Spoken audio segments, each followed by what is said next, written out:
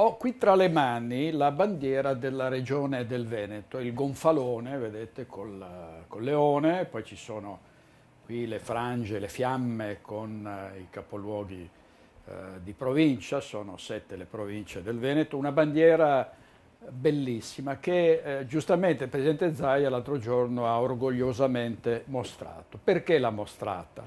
Con una certa rabbia, perché il governo ha impugnato la legge della Regione del Veneto che obbliga gli uffici pubblici ad esporre questa bandiera. È una bandiera che è figlia della madre di tutte le bandiere, cioè quella della Repubblica Serenissima con il Leon, una bandiera che sventolava sulle galee veneziane nel 1571 durante la battaglia di Lepanto, per dire una pagina di questa storia gloriosa. Ebbene, il governo ha detto non potete esporla, ha impugnato questa legge regionale.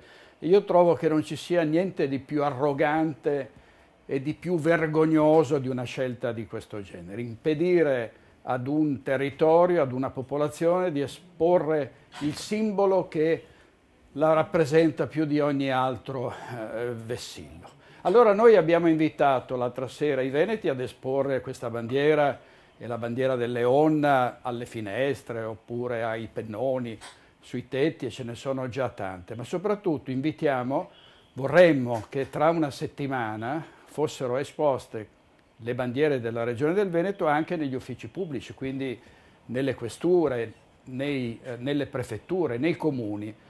Ed è un auspicio, ma vogliamo anche capire poi chi è veramente legato al territorio, non soltanto a parole. Allora andremo a verificare tra una settimana chi l'ha esposta e chi non l'ha esposta, perché non esporla ed essere d'accordo con questa legge, con questa decisione scandalosa del governo di impugnarla, non significa solo non rispettare il territorio e la sua gente, ma significa anche volerla calpestare. E quindi di questo noi renderemo conto. Vedremo chi è veramente legato a questa terra e chi dice di esserne affascinato e legato, ma in maniera del tutto ipocrita ed ingiusta.